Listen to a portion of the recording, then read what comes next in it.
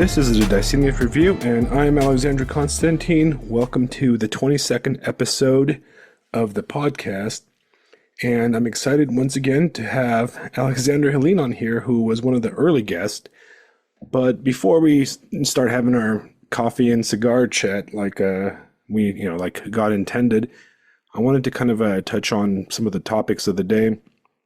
Whenever I do these podcasts, or any of the Substack posts, or anything I'm writing, really, I carry my phone around and I take notes of things I want to talk about on here, or things I want to write a post about, or ideas I want to put into some fiction. But every single time I have a podcast idea or a topic, between the time the idea coalesces and actually getting to talk about it, something else happens, something more intense or more interesting or more pertinent to daily conversation. And in the case of this episode, what happened was a hurricane, yet again, that slammed into the south where I live. And it was Hurricane Hellene, or I don't even know how they're pronouncing it because I haven't followed the news. Either way, down here in South Carolina, we got hit by the hurricane. The edge of it kind of brushed us, and thank God it was very mellow where I live, even though we are at sea level on the coast.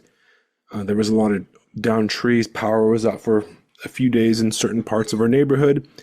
And my entire front yard was just destroyed. There's tree branches everywhere, and a lot of trees in my neighborhood fell over, and a lot of fences blew.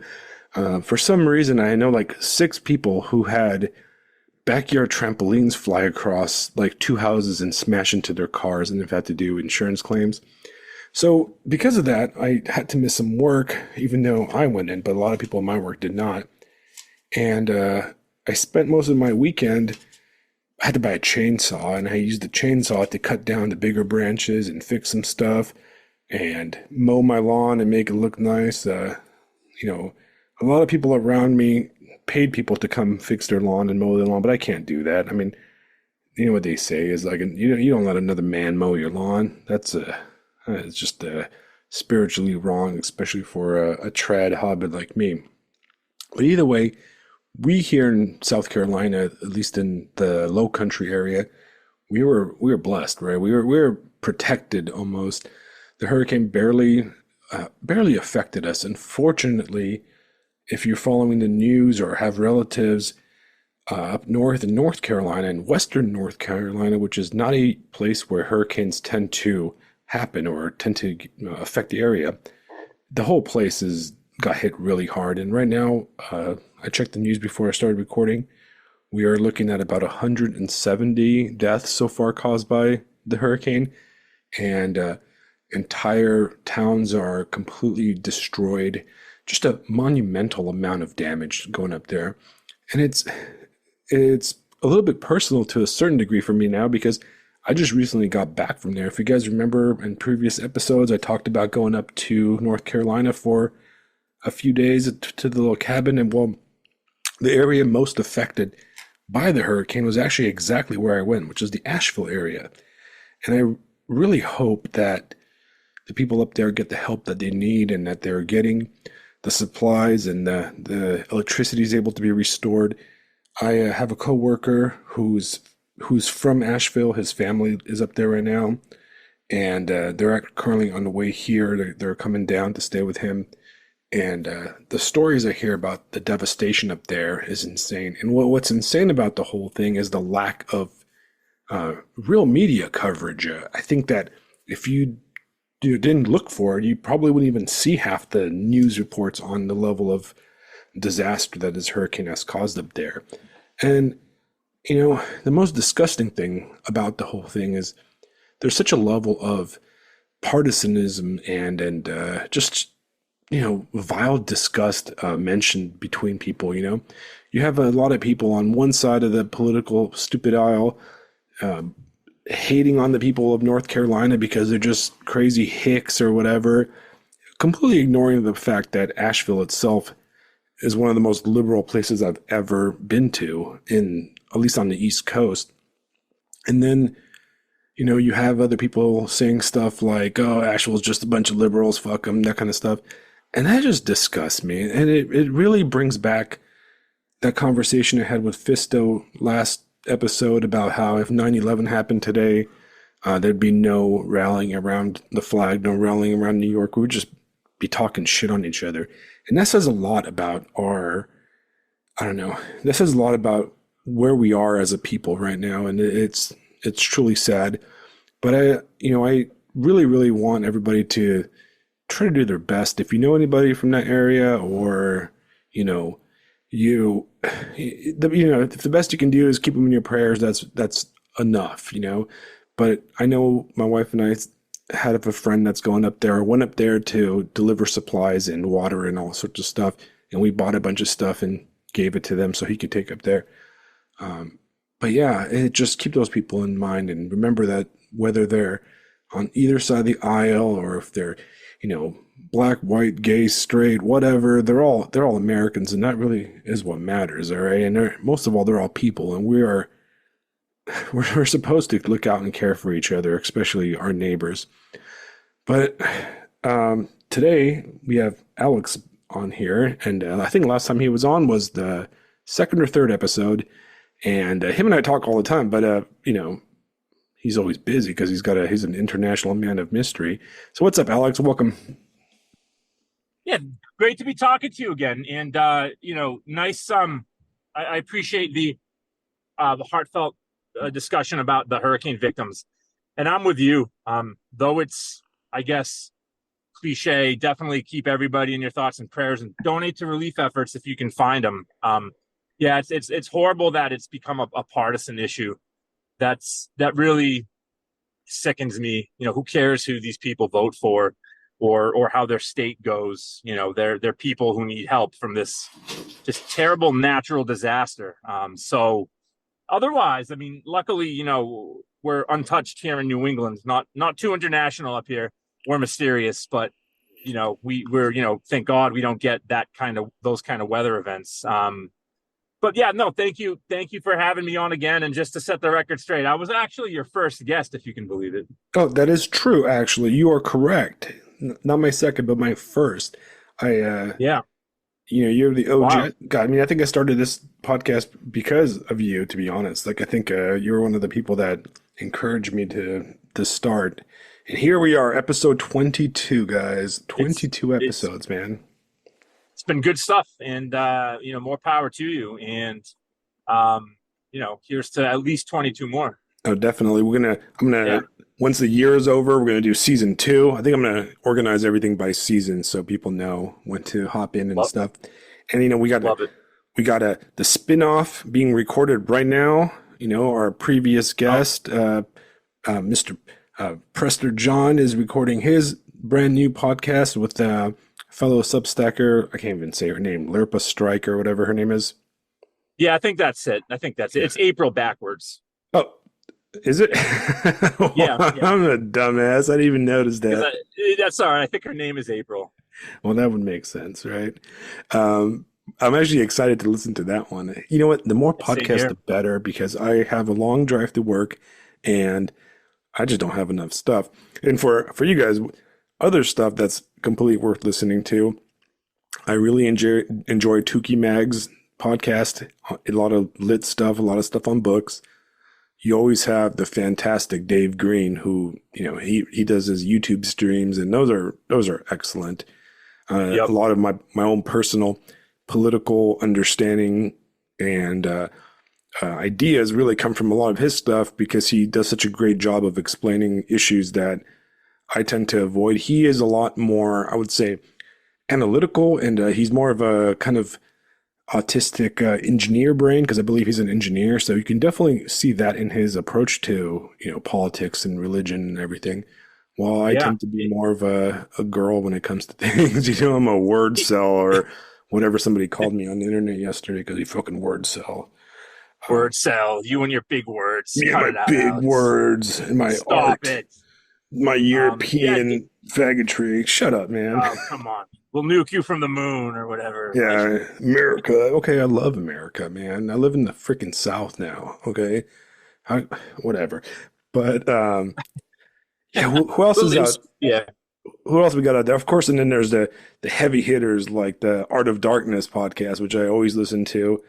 The other one I love, and everybody's gonna pick on me for this one, is I love Red Scare. I'm a Red Hey, Scare.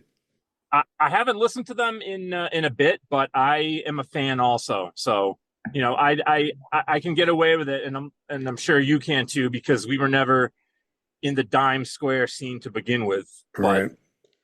so I don't care if they're posers or whatever. I find them pretty funny. Look, man, there are people, all right. They're They are. Slavs. They're Slavs, and I'm Eastern European, and I'm down with that. Yeah, Uh, yeah. I can't. I won't adopt the Slav label. Being Greek, I'm still a Balkan. So well, solidarity. I'm halfway in between you guys, man. Okay, Yeah, because yeah, exactly. I'm part Russian, so I've got the Ah, Russian part, and I'm Romanian, which they're heavily Greek Orthodox. Well, Romanian Orthodox, but obviously use the old Slavonic and old Greek, you know, liturgy and all that stuff. Um, and we have a lot of Greek influence. I mean, our favorite food is sarmale, which is basically Greek, if you really want to be honest. what is Sarmali? I don't Sarmale even know. is Forgive me. basically it's kind of the Romanian version of like dolmas that you guys Oh, okay. have, Yeah. Yep. but you Yep. guys Yep. wrap them in grape leaf. Great, please. Yeah. Well, We there's other wrap them. types too. Yeah. Yeah, the sarmale are wrapped in uh, pickled cabbage and Oh, that sounds baked. pretty good. Usually put sour cream on them and stuff, and they're the best.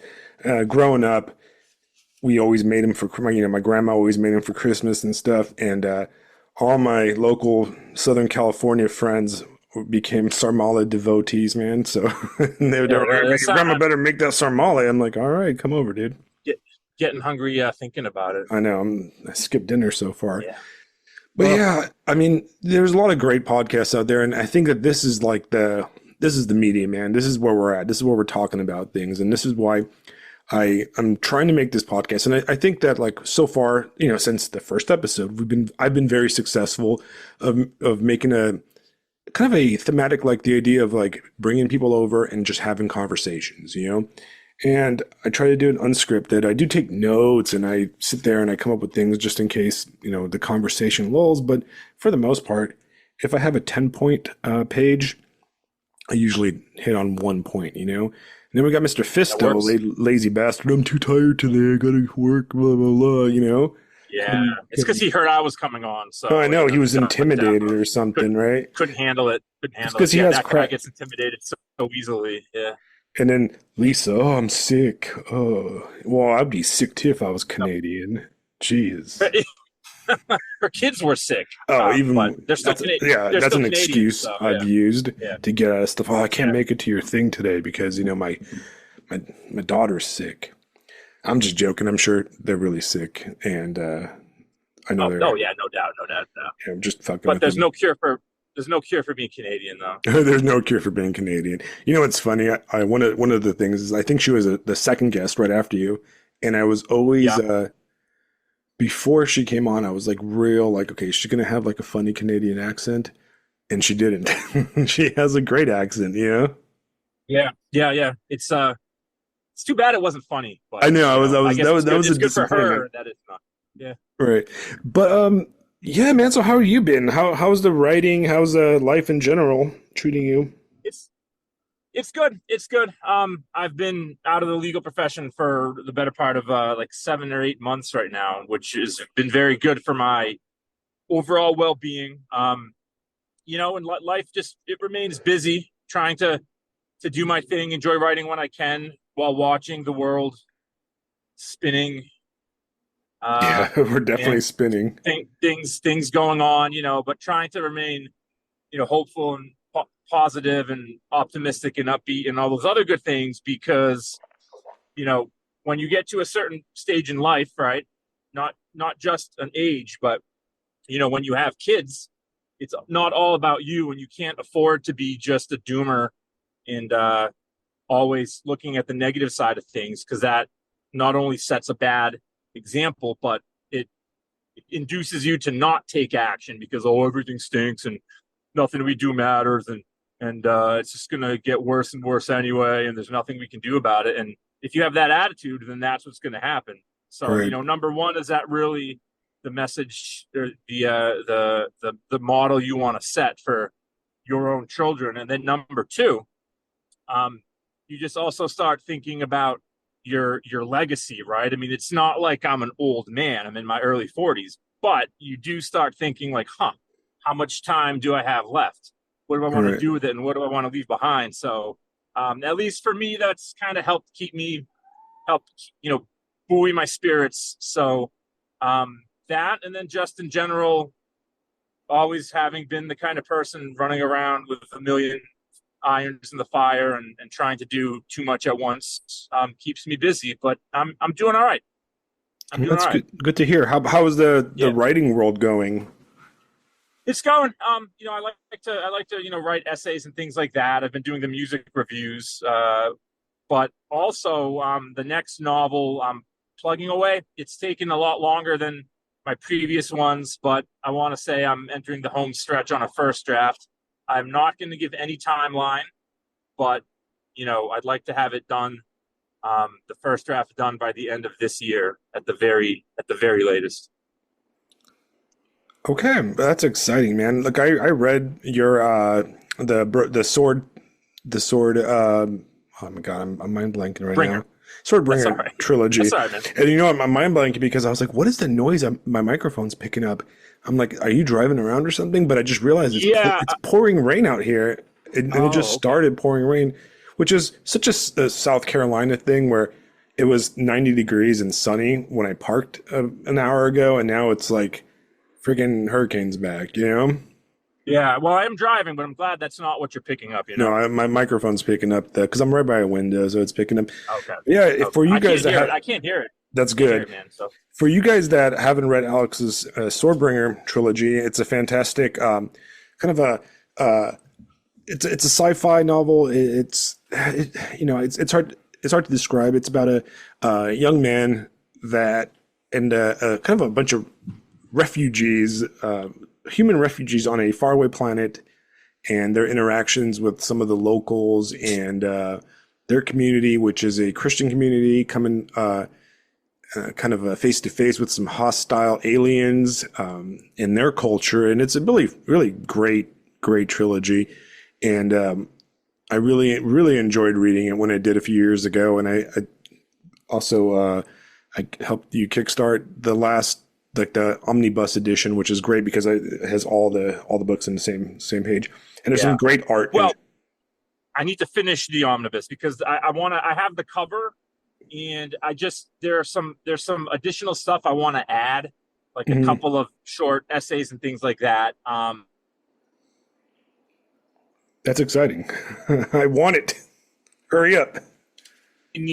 I just need to finish that up and format it and then get that out there. But yes, you did help kickstart it, and you helped with the cover design for the very first book, if you remember. I The did. font choice and the I overall just design. So I just freaking, you know what? I support everything you do, so I'm excited. I'm excited. I think I have a thank you, general sir. idea. I think you've told me what your upcoming novel is. I'm not going to talk about it because it's bad luck, but Yeah, I'm excited about that idea because I love your writing, man. It's always great. appreciate it. Thank you. I haven't been reading as much as I usually do. I was a notorious like binge reader where I would read like 2 novels a week, and I've kind of slowed down because I've been just fucking exhausted from work and kid Yeah, stuff. funny how that happens. Right, that damn 40-year-old shit. But I've been playing a lot of video games, and my wife's like, "You're a video game addict," and I'm like, "Shut up."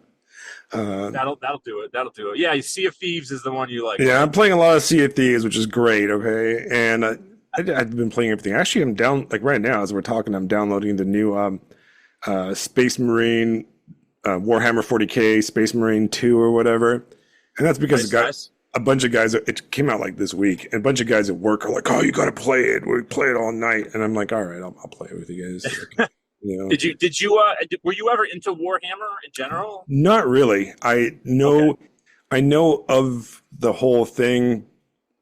Like I was poor, man. I can't afford Warhammer.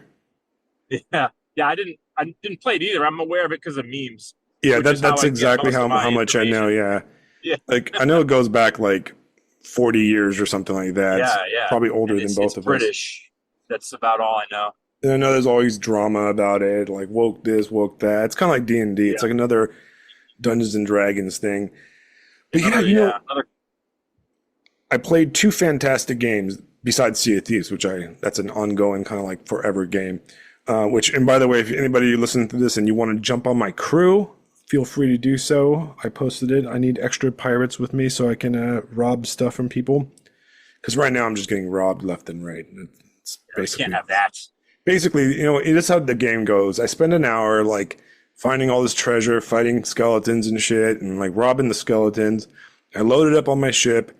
I sail to the port to sell it, and as I'm selling it, some galleon rolls up with some like 17-year-old kid or 14-year-old kid calling me gay and stealing my shit. That's pretty much the game. That's how we know.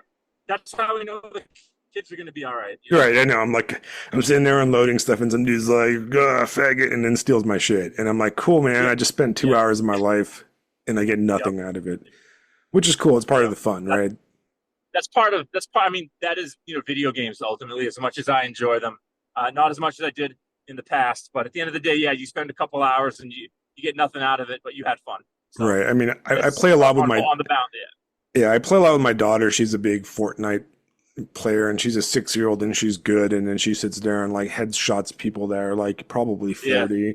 And I'm like, look, there's something about this like young kid reflex that like goes away when you're older, because her reaction times are so much faster than mine. I'm just like, she'll like jump off a building and headshot somebody as she's coming down, and meanwhile I'm like running into the door and stuff, and I'm like, oh, jeez. I mean, if 43-year-old me could play 17-year-old me at GoldenEye, it would be a bloodbath in favor of my younger self. Right, I'm like, I got the senility going on. What's funny? Now that like our generation, because I read a lot of your video game posts, and oh man, what's the guy's name? He writes all the Nintendo stuff. Dylan Cornelius. Man, that stuff is great because it takes me back to that's the era I started playing video games in too. And he's a cool guy. He's a really cool guy. Yeah, I love his stuff. Like every time I see a new post by him, I'm like, I'm there. I'm gonna read all, because he talks about games like you guys talk about games that like I never played, right? Because you got to keep in mind that even though we're like the same age, I didn't move to the U.S. until '91, so I missed the '80s like video game era because I lived in beautiful communist Romania, where the only video games we had were the black and white TV show of a tractor in Mao Zedong or something like that, And sounds riveting. Yeah, it was riveting stuff, So it wasn't. But as soon as I moved to the U.S., I was a little kid, and we had a neighbor that my mom and dad became good friends with right away. And he was like, I don't know, he was probably in his 30s or late 20s when we met him, and he seemed like a super old guy, but looking back, he had to be my dad's age, so he was probably in his mid 30s, right? And he had a Sega Genesis, and he had a Nintendo. He had all the stuff, the systems, And this guy was like a big geek, and he had a Christmas tree that was all like the old. Do you remember the Star Trek tree ornaments? I mean, I have seen Star Trek tree ornaments, but I don't remember, particular. Like, it was usually all like the different something. space shuttles and stuff, and the Enterprise. Okay, yeah. His whole tree was Star Trek stuff. He was like this total geek, but he was like a cool guy. He had like long hair and like it was like a carpenter and shit, right? But this guy, he wasn't like a theater kid. Yeah, he was not a theater kid. He was like a bro, like a truck driving. He would go out to the river, own sea-doos and that kind of stuff. But he was into like geeky stuff. And he introduced us to Halloween, which is something that you don't really have in Eastern Europe. And he got me into like Ghostbusters. And the first year we were in the U.S. and it was like my first Halloween ever. They handmade me like Ghostbusters costume because I liked Ghostbusters as a little kid. Oh yeah. And he would own like every Genesis and Nintendo and Super Nintendo game there was, right? So my mom and dad bought me and my brother a Super Nintendo and a Genesis. And we would go rent games at Blockbuster a lot. I remember renting games, which was freaking cool back in the day. Oh, the best. The best, right? You can rent them for like 5 days, keep them for fucking a month, and you You just kind My of own my them at that 12 point. my 12-year-old son is always like, "Whoa, you could just like rent games at a supermarket." I'm like, "Hell yeah." Right, but that's why I played Final Fantasy 3 or whatever, right? Yep. Like I would rent it, and I was like, or that's how I discovered there used to be a Dune game on Genesis that was really good. Like it was like a It was real. like a strategy game, right? Yes, it was a strategy game, Yeah, hard yeah. as fuck. And then my brother and I rented that, and we had no idea what Dune was or anything, right? But we're like, whoa, this is fucking worms and shit, and like these crazy people. And then we started looking into like Dune, and then like that's when we read Dune for the first time. I liked Dune. My younger brother though became obsessed with Dune to like this day. That was like his childhood obsession, Dune. Yeah. Um, Look at that. Video games lead to reading. I mean, it doesn't get any better than that, right? Oh, you know what, man? So I let my daughter play almost every video game. All right. I'm sure some people are going to criticize me, whatever. There's only like one or two games I don't let her play. Like I don't let her play Cyberpunk because that one's way too dark and just Yeah. it is a masterpiece of video game-ness or whatever. Honestly, one of the greatest games I've ever played, but there's like snuff porn storylines in it and that kind of stuff. It's really dark and it's just I above don't know. it's above her Wait, level.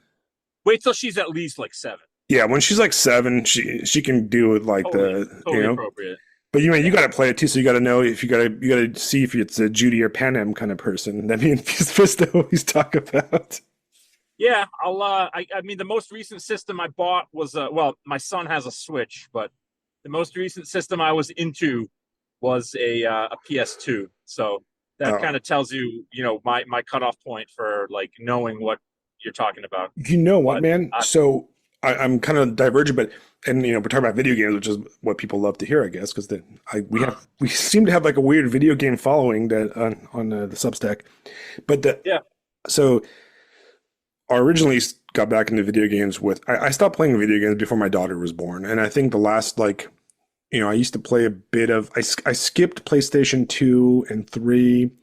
I was mostly in my like drinking 20s and 30s phase where I was at bar hopping, fighting wars in Afghanistan, all that fun stuff. And yeah, the last like game I really played was Skyrim on the 360. And then I kind of okay, stopped playing that. I did buy a PS4 when I was living in Japan by myself for a while before my wife caught up with me. And I played some like Witcher and like Red Dead Redemption 2. But those were like the last two games I played for 6, 7 years. And I got a Switch for my daughter's birthday and I loved it. So I went and bought another Switch because I wanted to play like Pokemon with her and like, just all the different games with her and stuff. And after that, we started playing Fortnite. And Fortnite's pretty good on the Switch, but it kind of lags and it's kind of crappy. And I was walking through a department store and I saw an Xbox Series X, which is like the expensive fancy one. It was like on sale for like $100 less than normal. And I was like, fuck it, I'll buy it. And I bought it, and it's an amazing piece of hardware. I mean, this thing is yeah, yeah, insane, right? And I liked it so much, but my daughter kept on hogging it. So I went and bought like the cheaper one, the Series S. So now yeah. that's what we play all the time. But you know what's amazing about it, and for old school gamers, is almost every game, like there's so many old games ported onto it. And it does have like a Netflix type setup thing called Xbox like Pro or whatever. It's like $15 a month or something like that. And you literally have hundreds of games you can just download. And I'm talking about like brand new games are on there and old games. And like almost, it's like Love back it. compatible to everything. And for example, I've actually thought about you because you're the only person that kind of introduced me to it. There's basically the whole Leisure Suit Larry collection, Oh, amazing, and they have all the amazing. one. They have all this stuff you like.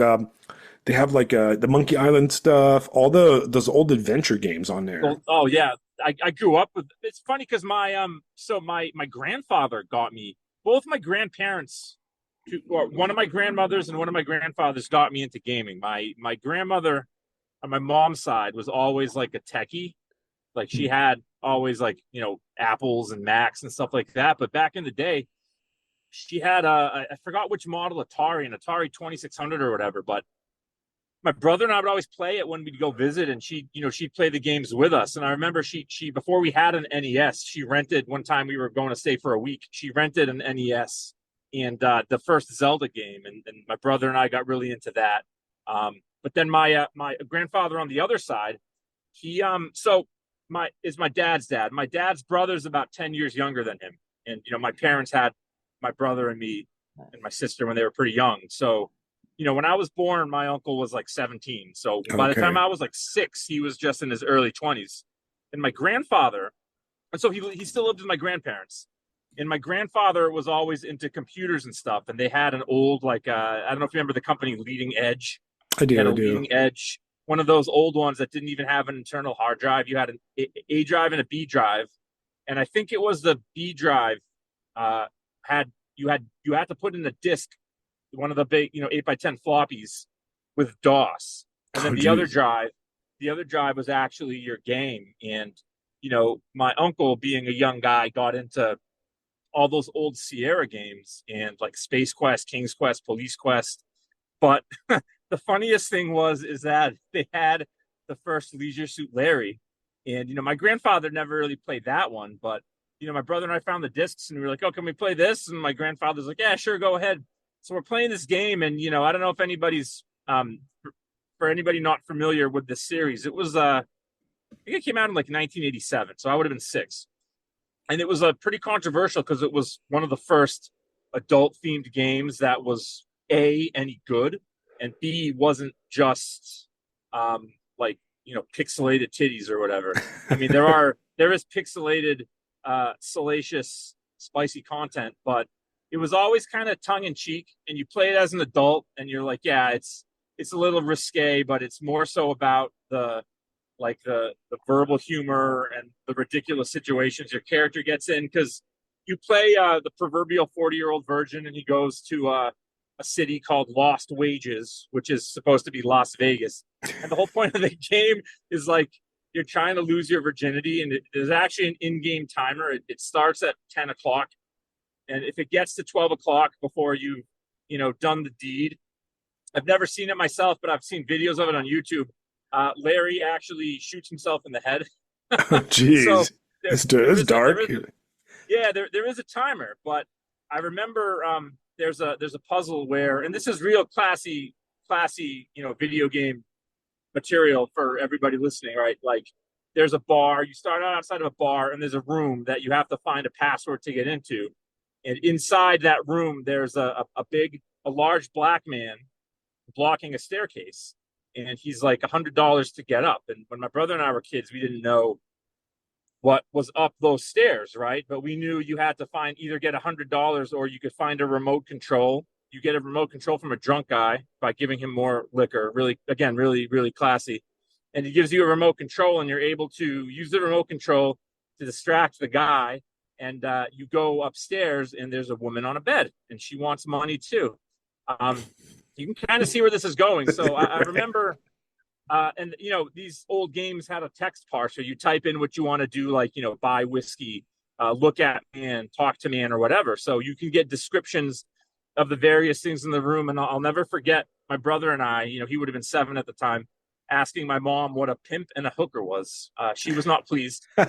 So I didn't finish Larry until much later. That's funny because maybe a year ago or before I got the Switch, and I I had my old PS4 kind of like in a guest room and set up to my old TV. And one day, like it was a rainy day, and I was like, "Oh, let me load it up." And my daughter and I were sitting around, and I loaded up The Witcher 3, and it was like one of my old saved games, so like everything was open. And she's like, "Oh, I want to play." I'm like, "Here you go, play." And she's running around on a horse, hacking up like monsters and stuff. And she can't read back then. Now she can read, so I got to be careful. But she couldn't read back then, so none of the dialogue really mattered or anything like that.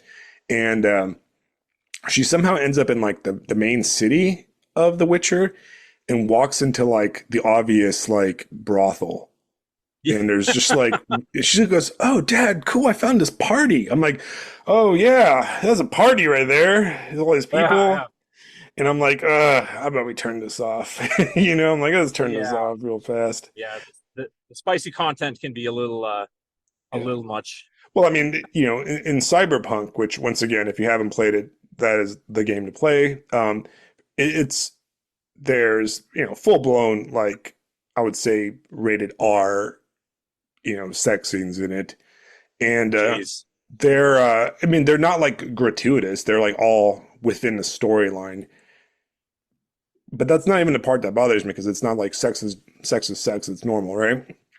The part that's like I would never let a kid play it is the fact that a lot of the story has elements of like snuff pornography to it, where you it's like it's complicated to explain, but if you play the game, like there's like mind control kind of, and people used as like porn puppets in a way, and it's really Oh dark. my God.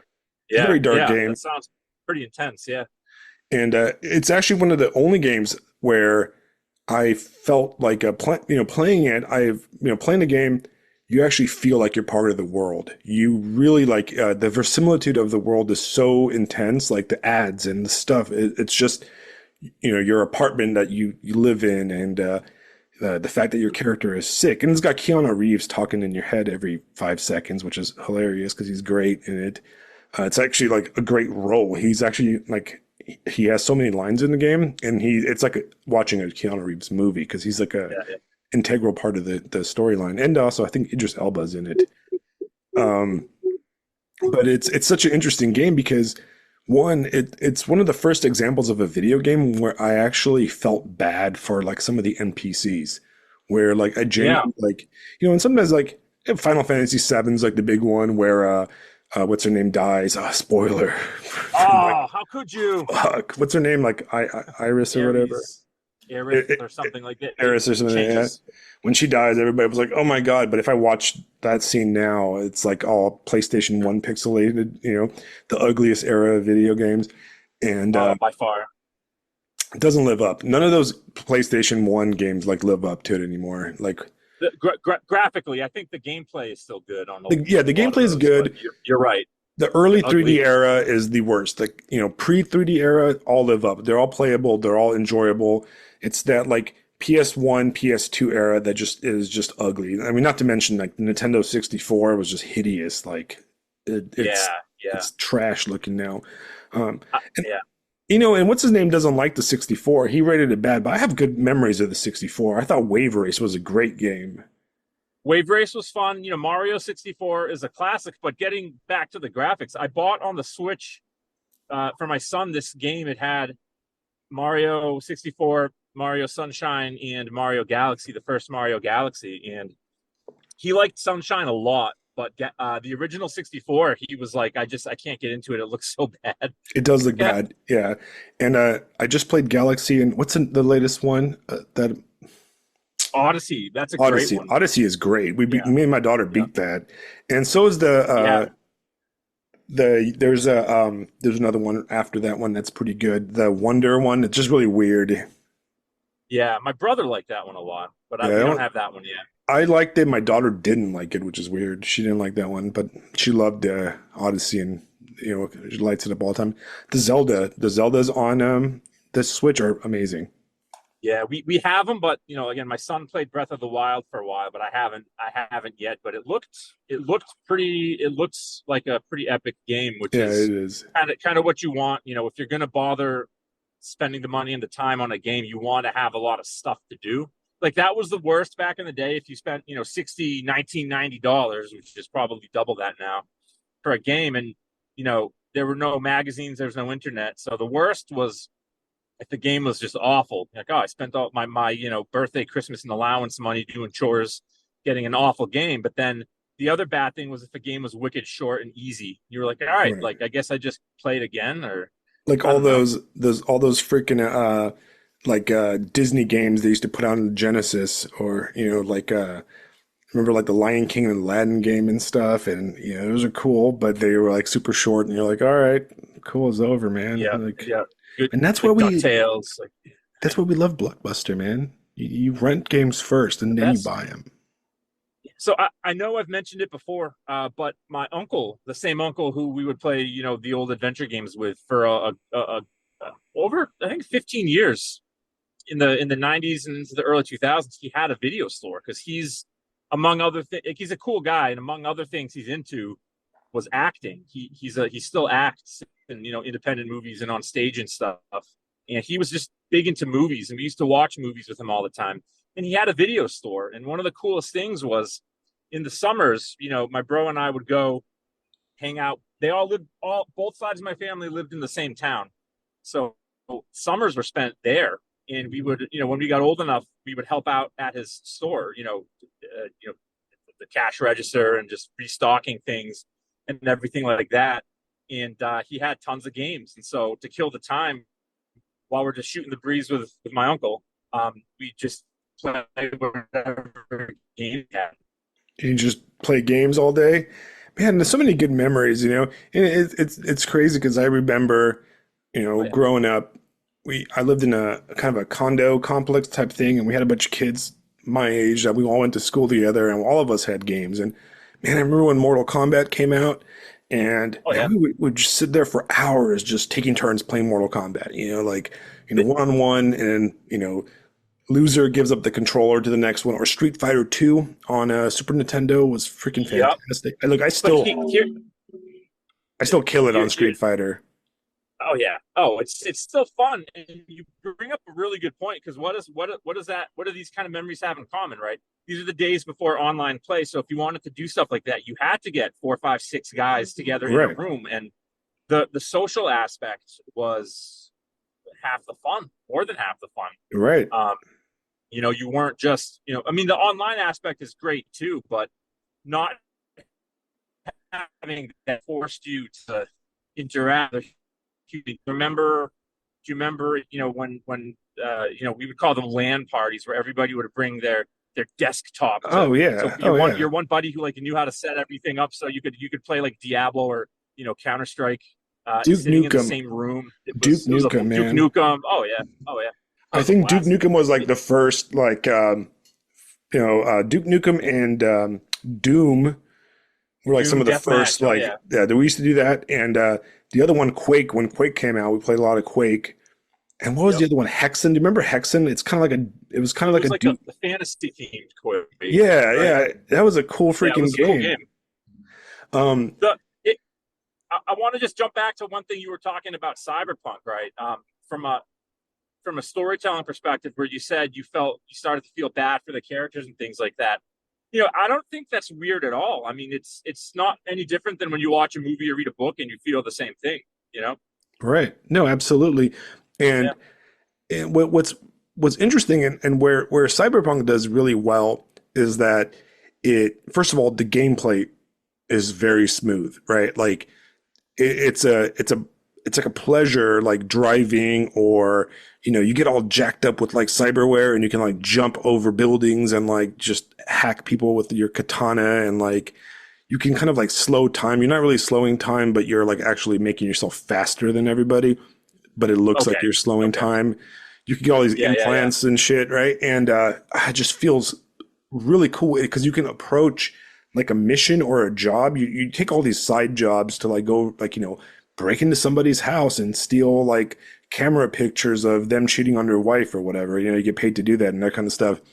And you can do all these missions multiple ways. You can sneak in, you can like lie your way in, or you can just kick open a door and just hack the crap out of all the guards, or like whatever. And the world is, has multiple really complex endings, and it has, I mean, some of the writing in it is fantastic. It was written by those Polish guys that also did The Witcher, and it deals with some really deep philosophical kind of concepts about like humanity, and it's surprisingly deeply religious. And it's one of the games that really portrays, there's a few really religious characters in there, and they're all portrayed in a very positive light. And the way they approach religion is a very positive, right? Both traditional religion, kind of updated for a futuristic kind of crappy world, but also like kind of a new age kind of approach to it, and a really like very philosophical aspect of it about like what is life? What is humanity? Are you still human if you trade all your parts for, robot parts? Are you still human if you upload your brain into the net? Very transhumanist kind of themes. And it's very interesting in that aspect. And the romantic kind of Yeah. stories in it are also very good.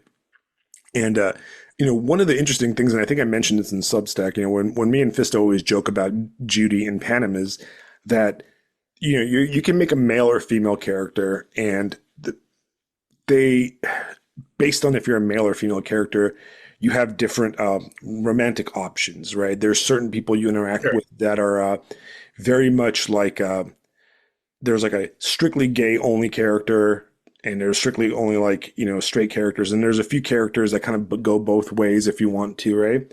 But the two main like romantic interests are Judy, who is the like she's only into other girls, right? And then you have Okay. Panem, which is only into males. She's like your very straight character.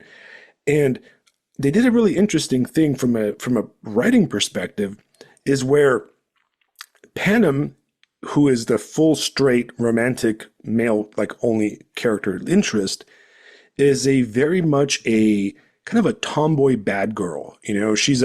She's part of this group called she's a nomad. She's like she lives outside the city. She rejects like the crappiness of the city, and they live out on the outskirts, and they kind of like steal from corporations, and they're kind of like, think of them as like a biker gang, like a futuristic Mad Max biker gang, very family oriented. You get to meet her family, her gang or whatever, and they're all like ex-vets from like the Mexican American War of 2050 or some shit like that. And there are all these like very like, I would say, trad American coded people, but she's a tomboy. She's a country girl tomboy, right? And she would be the one that if the game was made by like woke or Americans, she would be the lesbian character, right? But she's not. She's the straight character. And then the lesbian character is very feminine. She's like a very damaged, vulnerable art girl, kind of. And I find that really interesting, and how they coded these two characters and contrasted them with each other. And it's like in our era of completely woke media, which there was a great post about it today about woke video games that have all failed. They're they're diverse, but they're not really diverse because you see when one of the kind of like a wokester American kind of video game companies is going to make a lesbian character, she's going to be like half black, gay. She's going to have the side of her head shaved, and she's going to be a badass Yeah. With a septum ring. with a septum ring. She's going to be a badass, right? Yeah. And she's going to kick every dude's ass, and she's going to, chew bubble gum and blah, blah, blah, right? And Yep. in Cyberpunk, they did the exact opposite. They made the lesbian character a very vulnerable, kind of artistic, very sad character in a way that is the opposite of that, And she's almost like rescuable in a way. She has this like rescuable kind of vibe to her. Meanwhile, they made the straight character very aggressive, and she's the one that looks out for you. Like when you need help, her and her family roll up to help you. No matter Yeah. what. Even if you like don't like, even if you like, for example, in my gameplay, I played a female character, so I did not follow the storyline with her, right? I followed like up to like friendship, right? But even though as a friend, she shows up to like help you out, no matter what, even though like you're just Yeah. friends.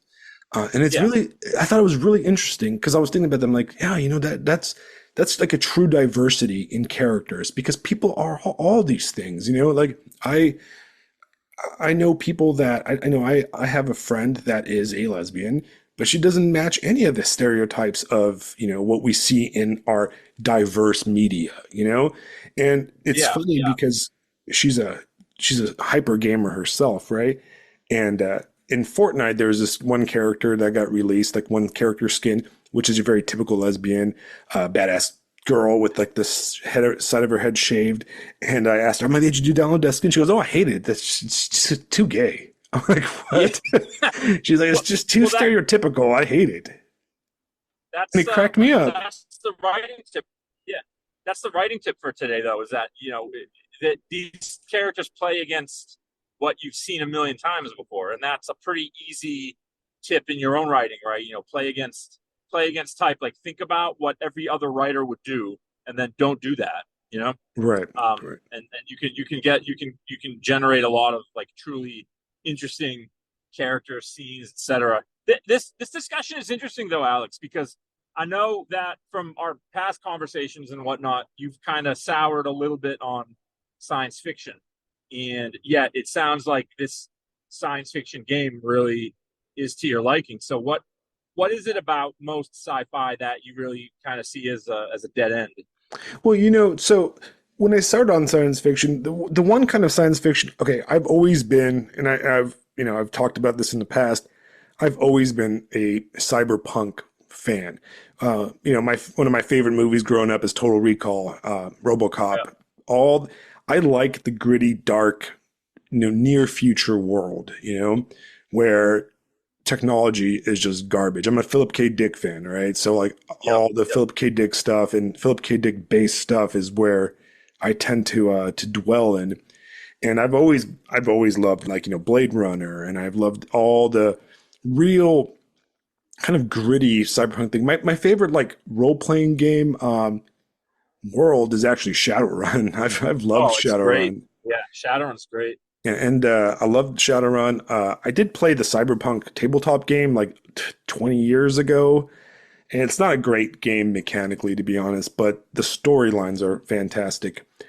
And yeah, I love near future kind of world falling apart, hyper capitalist, because that's the future that we're heading to, man. You know what I mean? Yeah, yeah, yeah. Like, I mean, And it's just a lot of that cyberpunk is interesting because it posits a world in which Japan was going to take over, right? right, right, and Very interesting. that's actually built into the cyberpunk world, because the game itself, I believe, was written in the 80s, and you see a lot of that kind of Japanese influences. There's like cyber samurais, and the main kind of bad guys in cyberpunk. This current game is the Arasaka Corporation, kind of run by like a immortal Japanese businessman, and Yeah, the worst kind. yeah, the worst kind, the ones that never Immortal, die. not the Japanese part. Immortal boomers, basically. That's what we're living in. And one of the I've always liked Uh, that. Now, the kind of sci-fi I've been kind of over is I don't like big spaceship type stuff. I feel like maybe because I'm a kind of a pessimist in a lot of things when it comes to literature. I just don't like the Star Trek kind of sci-fi anymore. Or, I found in movie Interstellar, I just found it just dull. There's like this whole thing where they make everything look so dull and like gray and neon blue, like the white spacesuits with like the neon blue lights, and it's like the intergalactic empire of boring ass people, and it's like space liberals flying around, and it's just like I fucking hate it. And I just like I don't know it. I mean, I yeah, love Star Trek. I used to love Star Trek. Now I think that the only Star Trek that's worth watching is Deep Space Nine. Why? Because it's also on a shitty falling apart station with a bunch of Ferengi on it that will rob you. But so that's kind of why I'm like kind of soured yeah. on science fiction and fantasy, which is actually something I was thinking about the other day, because I was looking for a new game to play. So now I was looking at two games, right? One of them is Diablo 4, and the other one is the new Baldur's Gate 3, which is like the D&D game. I don't know if have you ever played any of the Baldur's Gate games? No, I know the first two are very highly regarded, but and I know my brother who doesn't he likes fantasy somewhat, but he never got into like D&D or any kind of role playing games, but he loves Baldur's Gate 3. Yeah, a lot of people love it. It's like a game of It's the got year. a mass appeal. Yeah, yeah. So, so I looked at, okay, I own Diablo 4 because it came for free with when I bought the Xbox. It was part of like the deal. And my wife and I played a lot of Diablo Not 3 bad. on the Switch. We would like grab a bunch of beers and drink beer and like play Diablo 3 for like 2 hours a night after our kid went to sleep. But Diablo 4, I gave it a try. I didn't like it. All right. And what I didn't like about it, the gameplay is fine. The gameplay, it's smooth, it's good, whatever. And I didn't like the visual theme of it. And I didn't like the story world of it. And I looked at the previews and like I played a little bit of Baldur's Gate 3 and I feel the same way about it. And what I don't like about it is that it's got everything in it. All right.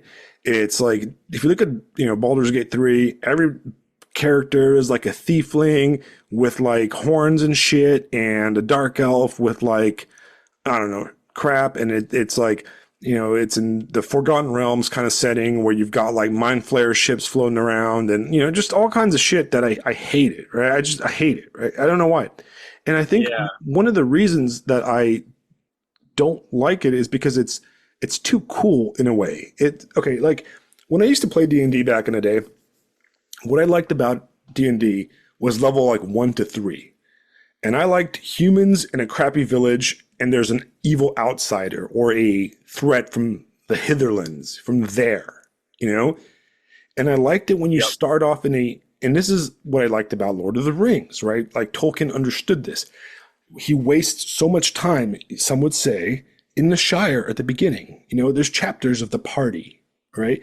And the importance of that is that you need to feel at home, Yeah. right?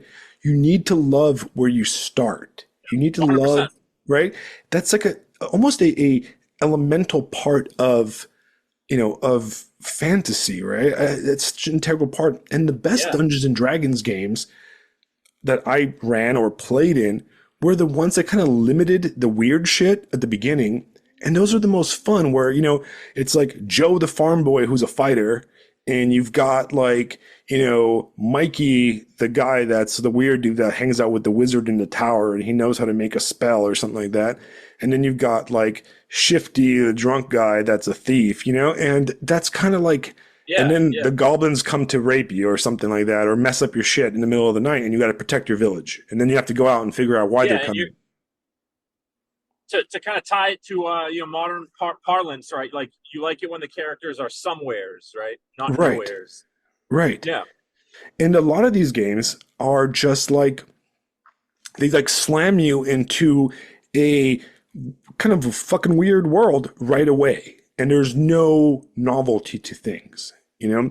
I remember to this day. I mean, this is the power of Dungeons and Dragons. I remember, I think I was like in sixth grade, and we used to play Dungeons and Dragons with these older guys that were like high school or like right out of high school, and they used to run this D&D game at a karate dojo. And on Sundays, they would bring out these tables and they would just run D&D. The guys that own the karate dojo would run D&D, and it was like Yeah. 7 players, and it was all it was just a blast that they let us play with them because they were much Yeah. older.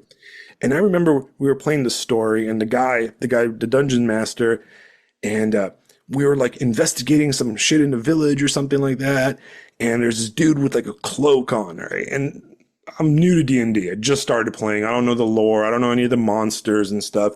And I remember to this day there was a scene he like role played where the guy we were chasing takes off his hood and he's a mind flayer, right? Oh wow. And we're like, what the Yep. fuck, right? Oh my god, I never heard of this before. Yeah. It's the Yeah. craziest thing. Like he killed us all or something, right? Or we ran away. And to this day, I remember the mind flayer. I mean, I could call my friend Philip, who I haven't seen in a decade, and he was there. He was, we were sixth graders together, and I'd be like, "Yo, Philip, remember the mind flayer that we chased?" And he's like, "Oh hell yeah, mind flayer," And that's what made it exciting because we were these like, it was the shock of the new, and so much of kind of like modern pop culture is all about everything thrown in at the very beginning. I've noticed that I did buy a intro to a Dungeons and Dragons fifth edition, and you just start off too powerful. There's too much. There's no discovery. You're a hero without earning it almost. Do you know what I Yeah. mean? You start with like an 18 in every. Yeah. You start with like an 18 in every stat and like a dozen spells already. And survival doesn't really. It's not about like using your wits to survive. It's like, oh, can I do enough damage to kill this whatever owl bear? I shouldn't pick on the owl bears. I like the owl bears, I but like the I know, owlbears I too. know, I know exactly what you mean. Though it's maybe that's just expectations people have now of not having to earn things, right? To me, it's more fun. Like you said, you start out like what if you're a level one? If you're playing old school rules, like if you're a level one wizard and like your only spell is like you didn't even get magic missile or sleep, you got like detect magic. You have to keep that guy alive enough Right. to actually learn like a fireball spell or something, and it's how you use what you have to solve whatever problem the DM throws at you. Yeah, that's what it's all about. If you ask me, I know what you mean about like the fantasy literature as well. To go back to your point about Tolkien, I know Robert Jordan is a much maligned author. I'm an original Wheel of Time enjoyer Me too. myself, Me and too. he does a really good job in that first book of making you care about the first several books. You really care about the two rivers and what happens there, and all the principal characters are all from the same village, like this backwater that the king and queen, or the queen over the imperial capital of Andor, doesn't even they don't even remember that this village exists, right? But it matters so much to these characters that later, when it's under assault for whatever reason, that one of the I think it's Perrin. It's been a while since I've read him, but Perrin is like, yo, I don't care about our world shattering mission. I got to go back and save the two rivers. Right. And it's really effective in that regard. Oh, absolutely. And that's, I mean, it's the fact that, the hero of Lord of the Rings is Samwise Gamgee, you 100%, know, 100%. and the greatness of the Lord of the Rings and, with Wheel of Time later is that these guys are, it's just a little, petty aristocrat, Frodo, basically, and his servant, his assistant are going off on, and some friends are going off on this like life-changing mission, but they're leaving home and they care about home, and there's really an element of home that really matters. And Oh yeah. you tend, people forget that, in a lot of fiction today. It's like, why do I care about this stuff? You need to make the character escape. Even in Cyberpunk, there's an element of that in it, because in the storyline you can actually kind of pick three different like backgrounds for your character. One of them is you're a nomad from outside, and that's like your outsider in being introduced to like the city world. And one of them is you're like a punk, like a street kid, and you're part of the neighborhood, like you're part of the gangs, and you know it. And then the third one is you're a corporate person, but even as a corporate person, your best friend, you grew up like on the streets before you became a corporate person. And there's a lot of elements where like you go back to your old neighborhood and you go back to your old bars. And there's a bar in the game, kind of for cyberpunks, basically for like mercs, right? And there's Yeah. drinks, like all the best mercs have drinks named after them. And they're obviously dead. It's like the Medal of Honor, they're all dead, but there's a drink Yeah. named after them. And you talk to some of these characters in these bars, and they talk about the old mercs from back in the day. And one of the plot elements is that the character that Keanu Reeves plays, his name is Johnny Silverhand, and you would like this because it's all about rock and roll and music. It's very music, and there's the music in the game is freaking excellent, right? Like the soundtrack and the music, like that the Johnny Silverhand band plays is really good from like a real world perspective, right? But he Yeah. is Well, Keanu Reeves is a musician, yeah, actually. he's a beast, man. Yeah. And Yeah. he's basically this guitar player, rocker boy, which is a class actually in the Cyberpunk tabletop game. He's this rocker boy back in like I would say like 50 to like almost 100 years before the game takes place, or 80, or I don't know, a generation before, right? And Yeah. Yeah. he's a punk rocker boy, kind of a bad boy, drunk, a party guy. Like his shows were always like rowdy and stuff, him in the band. And, he's also a terrorist, basically, right? He's an anti-corporate Oh. terrorist. And he ends up Yeah. basically dying in like the kind of the prequel in a way, like this, right? And the whole plot is about him dying, but he doesn't die. The corporation that he like raids and he captures, he basically causes all this terrorism. He's a fucker, he's not a good guy, right? By any means. Yeah. Yeah. But they capture him before he dies, and they basically like erase his brain into the computer. So they make like a construct of him, right? And he lives in hell, Okay. he lives in hell forever, right? Like in this like hellish, like is it really him? Is it a soul? Because they call it the soul killer. Is his soul gone to hell or heaven? And is this just a construct? Is this, there's so many philosophical questions about it. Either way, this fucking thing ends up on a chip and you end up basically shoving it into your head on accident. And he lives inside of you now, right? So you see him and he talks to you as a different person. And you're interacting with this guy who died 50 years ago, and he is actually killing you from the inside because that chip construct is erasing your brain and your body's rejecting not it, but your own personality, right? So that's like kind of a time limit game. It's really an interesting concept of like, what am I? What is the soul? What is my personality? But what's cool about it is that you do all these side missions where you kind of go back and get the band together, right? Like Johnny Silverhand's band. Yeah, because they're all awesome. doing different things now. They're like 50 years older, and you go and like you meet up with like the drummer and like the other guitar player who's now like super rich because he's sold out. So he has this giant, beautiful mansion in like the Hollywood Hills of like that city. And he's like, but he's sad. He's about to commit suicide. And you're like, you're like, hey man. And then you like prove to him that like Johnny Silverhand's inside you. And you kind of like get the band together. It's just a really freaking cool thing. Or you're like, you spend all this time going through different stores and swap meets and stuff, and nobody knows about the band anymore. It's called Samurai. But then you meet like deep fans, guys that are like, oh, how do you know about Samurai, bro? And like, you're obviously Johnny Silverhand, and you like know all these facts. Yeah. He goes, oh, that's not how it happened. You're like, listen, motherfucker, I was there. It's like, and they keep on telling you like, how would you know? You're like 27 years old, and really you're like 80 because you've got Johnny Silverhand in you, or he like tells you he tells you the answers to the trivia, and it's hilarious. You'd love that because it's very much like Rush knowledge, Yeah.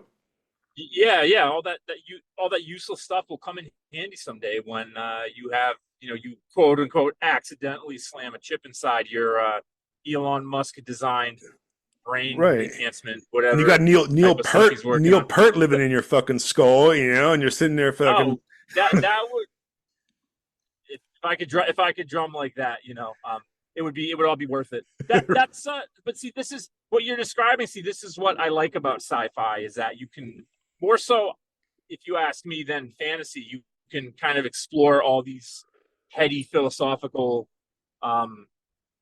concepts, questions about it, and they're kind of grounded because most sci-fi, it's a lot of it is like, well, even if you're in a far-flung, planet or whatever, most of it tends to be still based on Earth and have, things that are relevant to, what a reader or a viewer actually knows. Yeah. No, I agree with that. I mean, that is. Yeah, you're cutting out a little bit, Alex. All right, man. How about right now? You're good. All right, good. No, I get what you're saying, absolutely. And I think I'm more over fantasy than I am over sci-fi, to be honest. And I really enjoyed, for example, I enjoyed Lisa Kuznak's book. I don't know if you've got a chance to read that yet. No, I need to. Yeah, I really enjoyed it. And for people listening, she was a guest in the past. She's a friend of the podcast, friend of a friend. She's a friend of ours. She wrote a sci-fi novel called Palace, which is very freaking excellent, like almost cyberpunky kind of in vibes. Very Twilight Zone, old Star Trek episode kind of a novel that I thought was really smart and very interesting about a asteroid, but it was really, what she really wrote was basically the Wicker Man in space, which is, it's a great plot. But yeah, what other, so out of the Sierra games, because I know you're a Sierra game fan, and if people are listening to this and haven't played a Sierra, if you haven't played Sierra games, you're wrong in life, right? My favorite one. Something's Gabriel Knight. Wrong with you. Yeah. My favorite one is, right, that I'm a fanatic about. It's Gabriel Knight. Yeah. Gabriel Knight is my favorite Sierra game, and I think it was Mark Hamill that did the original voice for Gabriel Knight, so I kind of hate him now. But well, Tim Curry did the original voice. Oh, Tim Curry. Mark Mark Hamill was his buddy, who's a cop, whose name I forgot. Yes, you're right. It was Tim Curry that did the voice, which is cool. You're right, absolutely. I played all three of the Gabriel Yeah. Knight games, and I loved them. I mean, but the first one is the one that's like just money, the whole it Yeah. takes place in New Orleans, and it's got voodoo and all this shit that I love, which is kind of why Oh yeah. I love Cyberpunk, because there's a huge voodoo thing going on in Cyberpunk also. It's yeah, and yeah, you really are missing out on Gabriel Knight. I think it's probably one of the like as close to perfect an adventure game as you could get, and it definitely is worth the time if you can get over the dated, quote unquote dated interface and everything Right. like that. They did a remake. Jane Jensen, the actual writer of the original, did a remake. I don't know, 6-7 years ago, and I haven't played that, but I've heard it was pretty good too. Right. And you know what's cool about the Xbox, the recent Xbox, is that it has tons of indie games in it, and there are so many good adventure games like that. And one of the greatest games I've ever played recently, and I've talked about it, and I've talked about it in chats with you, is Disco Elysium, Yeah, you're which not the is first to mention that one. yeah, which is very much Yeah. in the vein of Sierra games, very much in the vein of, I mean, it's a, isometric top-down kind of like adventure game, and it is the closest I've ever played in a video game to a tabletop role-playing game. All right, to Yeah. where like it really captures every choice you make changes the world in a way, right? And it's one of those games where like there's no right and wrong conversation. Um, Everything like leads to a different outcome, and it's got to have like a million variations. Like you probably play like 8 times and not get the same, storyline. But the main character is very Gabriel Knight-ish in vibes, and the way the game kind of moves Yeah. and looks is very Gabriel Knight, and that's why I loved it. Like I just played it nonstop for like 3-4 days and until I finished it. But that was another game that the writing is probably the best video game writing I've ever experienced. And I know there's some Yeah. diehard fanatics for it, and it's a political game, and it rarely does a game like going in. I didn't imagine that a game would make me actually reevaluate my own political viewpoints, but Disco Elysium really made me think of how I approach some political ideas and what that means and stuff. And it's one of those games where the way it's set up, if in the wrong hands, if handled by like current day woke video game makers, it would be a disaster, right? Like, you Yeah. know Yeah. exactly who the good guys are and who the bad guys are, because ultimately the whole thing centers around interestingly enough, for today's, news, it cycles around a dock worker strike. And Oh, interesting. right, which is going on right now in our world, and a union Yeah. Yeah. strike and a murder where you assume that the dock workers are the ones that killed the unionist, and there's a communist, like hardcore communist, and there's like hardcore like hyper capitalist Elon Musk types, and there's Nazis everywhere, and you can kind of like become any of them. You can throw in with any of the factions. You can be, there's a guy that's basically the same people that the X rejects that attacked me, the race realists who call you Yeah. a, a, a a homosexual drinker of alcohol. There's How dare you? This guy's How hilarious dare because he's this yoked up character. He's this beast, and he's like, "You stink of alcohol, you degenerate." Blah blah blah. He's just basically just spitting fucking Twitter platitudes at you, And he's like, "You're Yeah. Yeah. weak. Your genes are weak because you drink alcohol." And you enjoy the rhythm of the local people and all this shit. It's like, Yeah. I know. and you can be like, Rock and roll is African degeneracy. yeah, it's basically that, Yeah. dude. And it's the most hilarious thing. Yeah. But the dude himself is not white, which is hilarious. He's a minority himself. So at one point, you can It's point amazing. out to him that, like, but wait a second, those dudes hate you too. And he's like, well, that's Yeah. besides the point. And he like beats you up Yeah. if you tell him that, And it's, The game would please tell me that he also calls you a cook.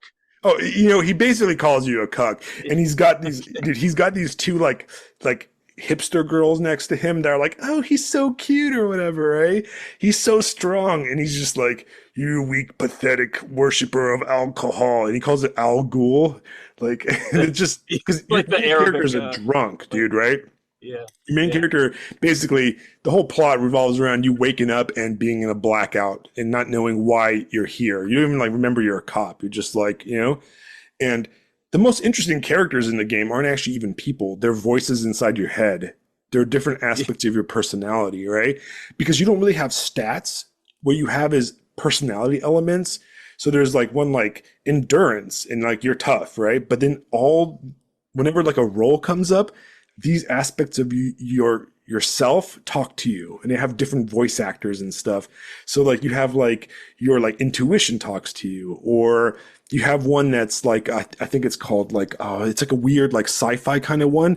It's very like Twin Peaksy, and it gives yeah, you yeah. insights and stuff. And based on how many points you have put into it, you get more conversations by these people. And most of the time you're like a schizo. Your tie talks to you because, anyways, you're basically having a schizo breakdown. But there's a murder mystery you're supposed to solve because you're the cop. You just don't remember it because you went on a cocaine drug binge, And Yeah. the drugs talk to you and stuff. It's like insane. But yeah, you meet It these sounds like characters. yeah, Oh, like go ahead. schizo. No, but it's saying it sounds like a real head trip. Oh, it is a mad head trip, and the world is so detailed, and it's like our Earth, but not really. And there's all these. It's kind of like it's got like a diesel punk kind of vibe to it, And it's like you're in like a post-communist country that you're in. Like the city you're in is basically they had a king and they had a communist revolution, and then all the other countries outside of it basically invaded and killed all the communists who also killed all the other Oh, people.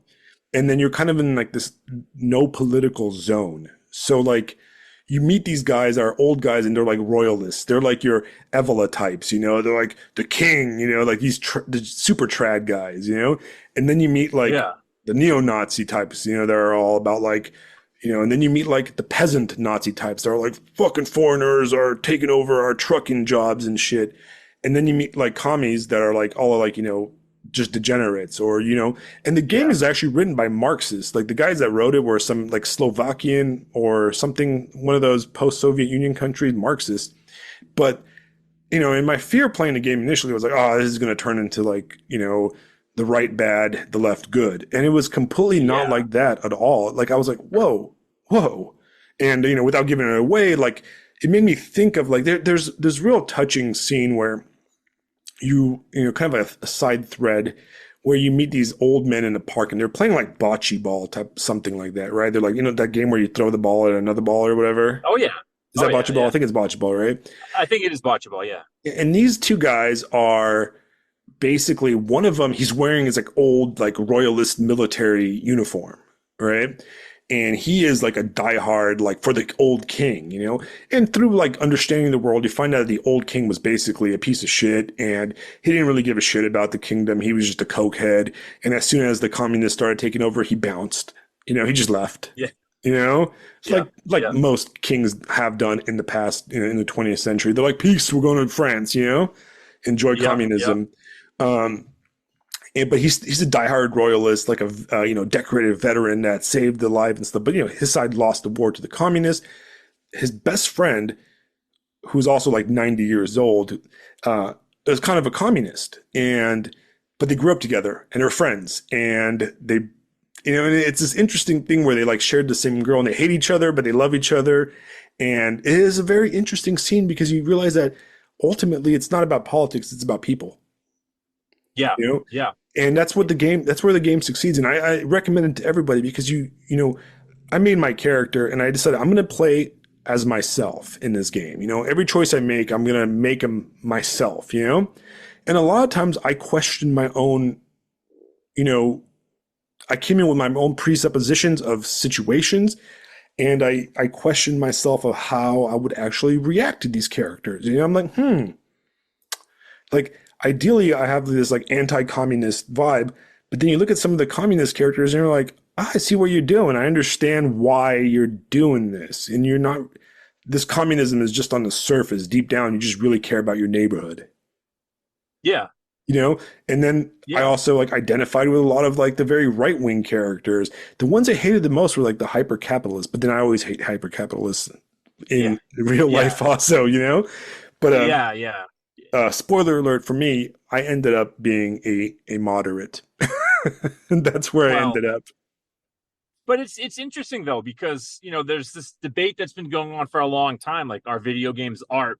And I think we might have, in the hands of the right people, that the technology has kind of caught up to the ambition. So it's I think there's a really strong argument to make that the medium of video games is another vector for storytelling. Now it's you engage with it differently, obviously, but I mean, for something like that to make you question your own priors Right. is a pretty powerful thing. I mean, most books or movies would be lucky if they can make you do Right. that in Absolutely. a way that's not guiding you towards a predetermined outcome. That's the quote unquote good outcome. You know? Absolutely. Absolutely. Yeah. And you know what? If we were to have this conversation a year ago, or even 2 years ago, even a year ago, I would say no, video games fail at being art. They're just they Yeah. haven't reached there. And ever since I mean, yes, you've have something like you have the video game as art, as a piece of art, like but you can say that certain visual aspects are art, or certain Yeah. and that's actually an interesting conversation. What makes art art, right? And you could say that like, a game like Mario can be considered art because, the visual medium of Mario is a cultural, landmark. Everybody knows who Mario is, and we know Mario's story and the media around it. I was just at the park yesterday with my daughter, walking our dog, and there was a little kid, and he came out to play with my daughter, and he's wearing a Mario Yoshi shirt, so a brand new generation of 6-year-olds is all about Mario that we knew in Mario 1 and 2 and 3, right? 3 was the masterpiece Mario, in my opinion. But you have that era, right? And so you could say it's art, but in itself, Mario doesn't change the way you look at the world. It doesn't have the power of like War and Peace or Dostoevsky or something like that, But I think, and you can say some of the Zelda games and the role playing games can have stories that have the depth of, a good novel. But even those, they might have the depth of a good novel, but they don't have the visual power or character power of a novel.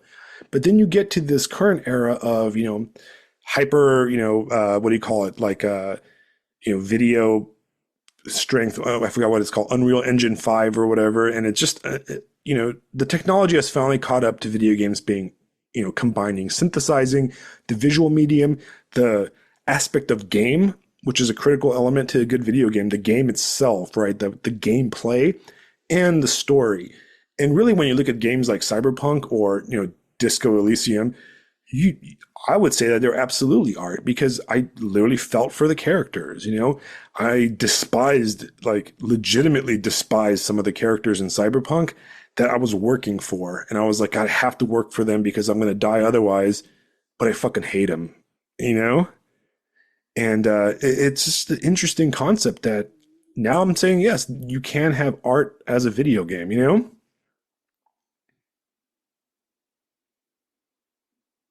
Did I lose you?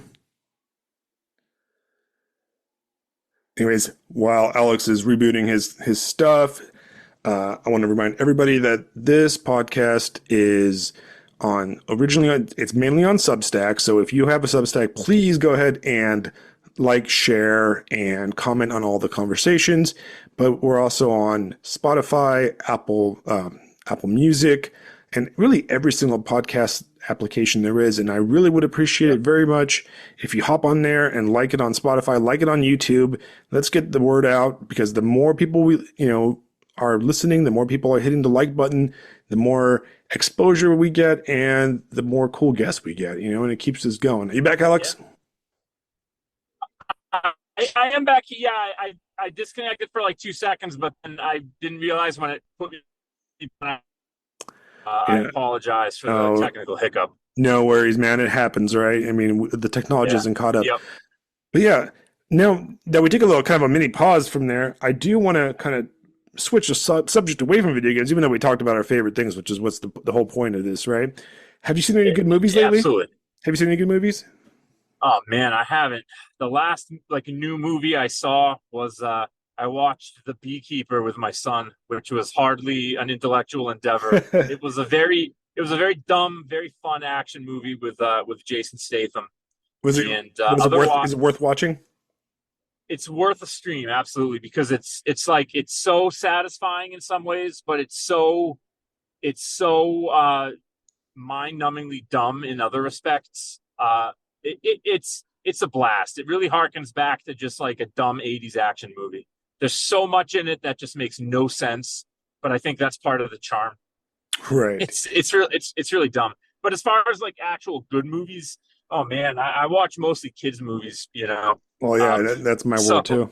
no, yeah, yeah. When I have the chance to watch a kids movie, so no, I'm definitely my days as a cinephile are still ahead of me. Let's put it to you that way. But Well, no, no good recs for anybody listening. Sorry. yeah, well, I'm trying to make my daughter into a cinephile, and so I try to get her to watch all the movies that I loved when I was younger and I saw in theaters and that kind of stuff.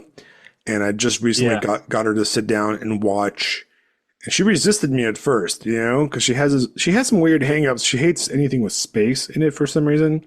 She's like she's Okay. a sci-fi hater, and we she hates space and vampires, which are like two things I tend to like. I'm Yeah. like, Is she your okay. daughter? Like, really? I'm like, what? She's like, my It, wife hates ships, all right, which is understandable. I think a lot of women are like that. Like, if it's got a ship with a sail on it, she hates it.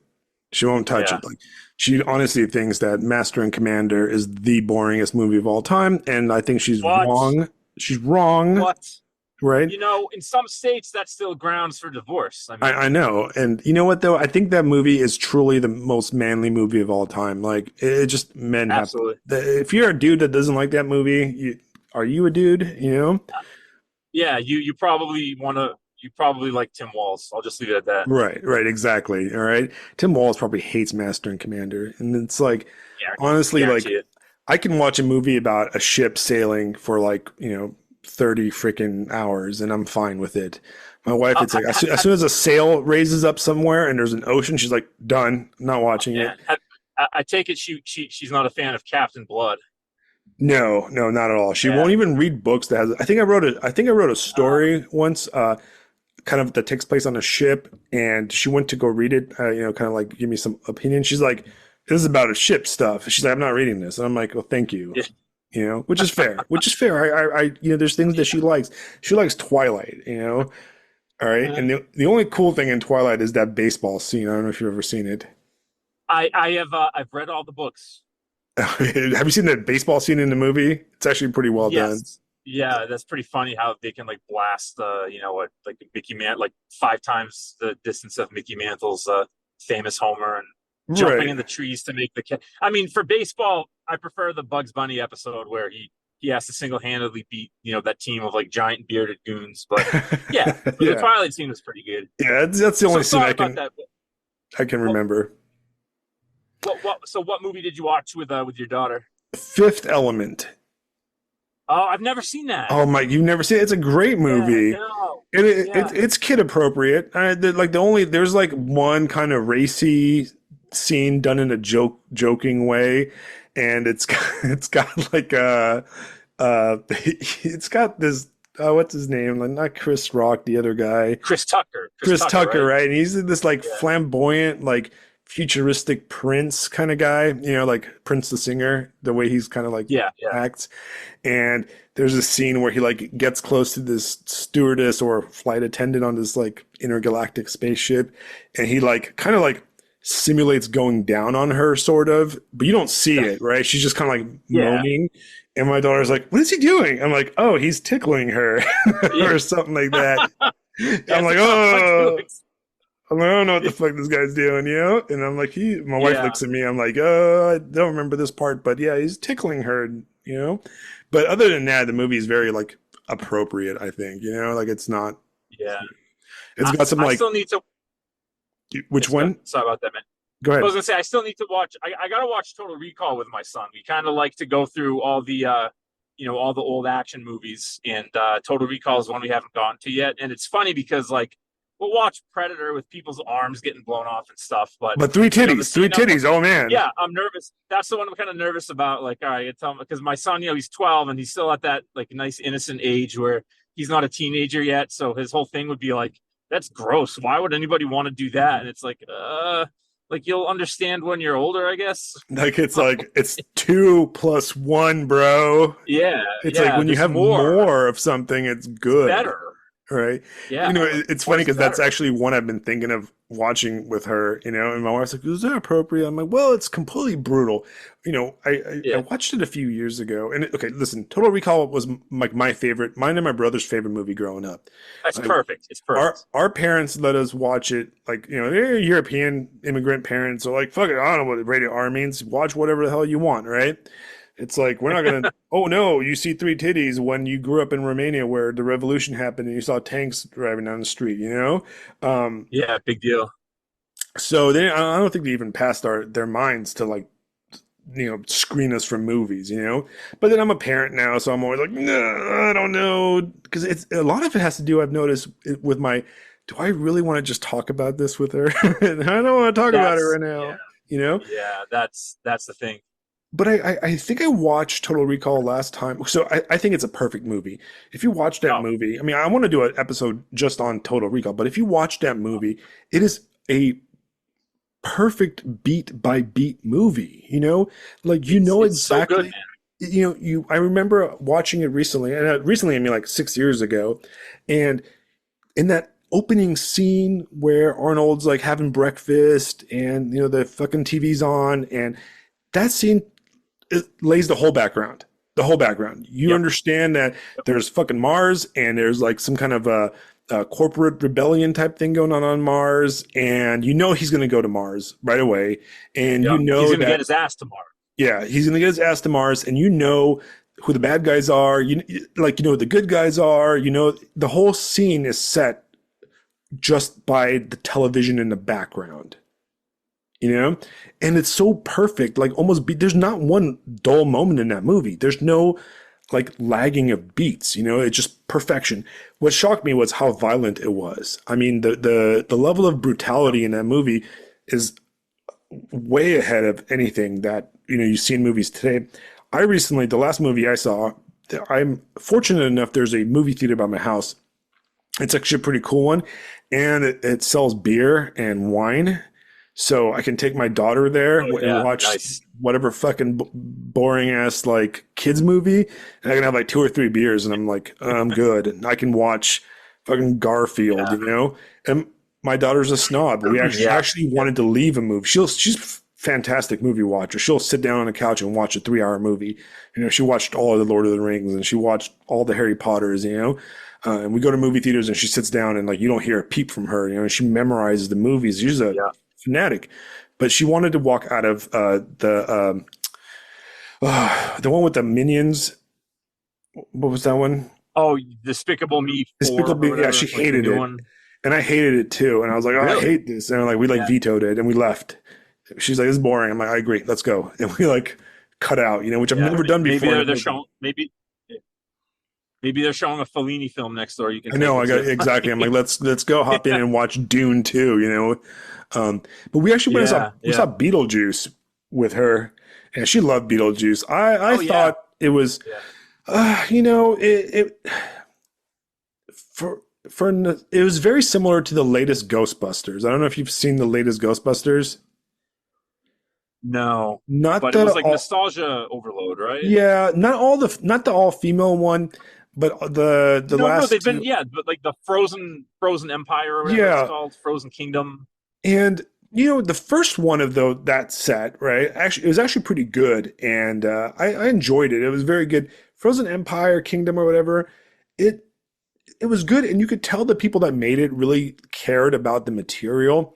You see a lot in these remakes or these like light ups of old properties that Yeah. the people making it have a lot of contempt for the material, which I think is the example of like the all female Ghostbusters. There's a lot of like contempt for the fans of the old material, and you see that in a lot of these kind Yep. of remakes. Um, Beetlejuice and Ghostbusters, the Frozen Kingdom one, you don't have that. The people making it obviously care about the characters and they care about like, they're not making like Beetlejuice woke or anything like that, what the problem is with Yeah. them is that the writing sucks. And you see this in Uh, Beetlejuice too, or whatever, that there's it's like they over explain everything, They over explain everything. There's all these extra characters that shouldn't that have no purpose. There's like just all these storylines. It's like they just threw everything into a blender. A bunch of member berries in a blender and made this giant, fucking slop of like stuff. And watching it, it's a pleasant experience. All right. It was a good Friday night movie. And there's actually a fantastic scene at the end where they do like a little wedding, and it's it's a bit of a member berry to the original wedding kind of scene, but it's really well done. The music's really good. yeah. Michael Keaton fucking kills it. It's like they just told him to just go, and He always kills it. he just kills it. He's great in it. Yeah. What's her name?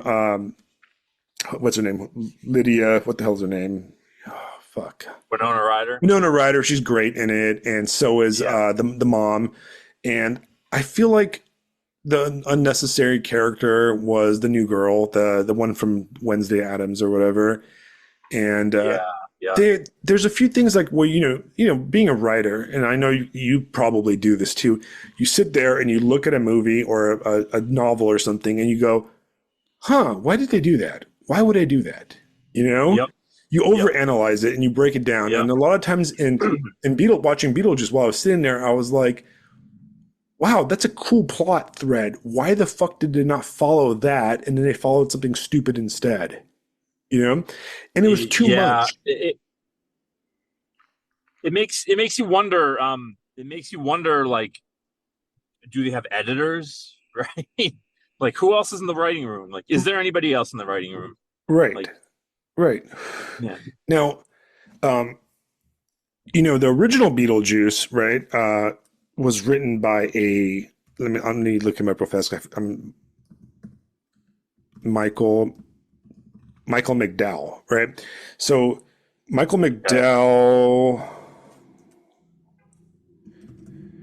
was okay. So Michael McDowell was a writer. He was born in the 1950s, and he died in the 90s. Right? He died in 1999 of HIV. Okay. Right? He was a gay man, Okay. and he wrote horror novels that have kind of like disappeared from like the consciousness. But I read almost all his books, and I love him as a horror writer. And he wrote this novel called Blackwater, or the Blackwater Saga. And he was a Southern guy, and he wrote like Southern horror, right? And Blackwater basically follows it. It's like Dallas, basically, like an epic, like multi-generational family novel. But there's also a sea monster. Yep. Right? Nice. Like one of the characters is a sea monster. It's really insane and crazy. But he wrote this book called The Elementals, and then he wrote the original script for Beetlejuice. In The Elementals, which is a very interesting haunted house novel that takes place, I believe, in Louisiana or Mississippi or something like that, or one of the southern like Gulf states, right? And it's a novel where instead of being cold and gloomy place, it takes place in like hot and humid, disgusting South, and it's like a sand dune novel, right? And what's cool about it is that if you read the Elementals, when I was reading it, I did not know that he wrote Beetlejuice, right? And I'm reading Elementals, and this is a book, I believe, in the 80s, right? And I'm like, whoa, Lydia is in this book. One of the characters is just fucking Lydia, right? Like young, preteen Lydia. And I remember reading and going, man, this guy like based the character on Lydia. And then I am like, wait a second, he wrote it before. And I started looking it up, and I'm like, oh, whoa, he wrote Beetlejuice. So, and he literally made Lydia from the Elementals into the Beetlejuice script. And, Tim Burton made the movie. And I think the new movie doesn't have a writer writing it. You know what I mean? Oh, it's a committee. It's written by committee. Yeah, it might as well be written by AI. And that's the thing, right? Yeah. And it sucks. And it's the problem. It goes Yes. back to, my Baldur's Gate 3 Diablo thing, right? Where everything's kind of thrown in there. That's the problem with almost all media today. Everything is overdone. There's too much shit, right? Like you don't Over need stuff. so much Yeah. stuff. It's like in a 2 hour movie. And I think, I'm not sure maybe why that is. Maybe because of the fact of the television show, like ascendancy, the Game of Thrones kind of like thing where like you got to have 8,000 characters and they all have to have their own unique storylines. And it's fucking tedious, man. I just want to go back to like one character. It, yeah. Listen, man. Unfortunately, it's dinner time now. Oh I gotta no, it's bounce. me too. I Otherwise, just I'd be got a able to text. chat movies for like 2 hours. You Yeah. know what? Okay. The crazy part is, once again, man, I had a list here. I was like, I want to talk about Alex's post about natalism and children, and I wanted to talk about all this stuff. And we talked about video games for 2 hours. So, That's you know all. That's what? what it's all about, It's man. what it's all about, right? We'll pick And it up for again next. We'll pick it up again another time, bro. Absolutely, man. Hey, thank you for coming on again. Always come Yeah. on, man. You're always welcome every Wednesday. And for listeners back at home, please go ahead and follow Alex on Substack, right? Alexander Hellene, if I didn't say his name 30 times, and Yep. get his books, read his stuff, man. His stuff is, your posts are excellent, man. Whenever you drop one, I know it's going to be I a appreciate it. banger. All right, like, and I'm Thank you. noticing Thank you. that, like, not only I've been a champion of your posts forever, but now I've finally noticed that tons of, like, big name people are restacking your stuff. You got Dave Green commenting on stuff now, and I'm really glad that that's the case because, man, your stuff is a bangers, man. Your nonfiction kind of commentary is exactly what the internet needs. Because so much of it is Well, polemic stupidity and the kind of people yeah. that tend I to don't care attack about me. that. Yeah. Right. And your stuff is legit. It's on Yep. point from a perspective of a 40-year-old man that's a family man, a husband, father, and that's really what matters because it's about normal people. Too much of the internet and too much of our media and politics is dominated by fringe case lunatics. And we need to kind of push back Yep. on that. Unfortunately, I'm a fringe case lunatic myself, but whatever. It's we still love you. I know. All right, But man. anyways, thank you very much, Alex. And for you listeners, thank you for listening. Once again, please share, like, Substack, Restack, and please hop on YouTube and Spotify, Apple Music, and follow and like on there because we want to get, not just for myself, but I want to get the podcast far and wide. So all the guests on here, people become fans of them because they're all fantastic and buy their books and read their stuff because that's the whole point, right? So for all the friends of the pod, thank you once again and good night.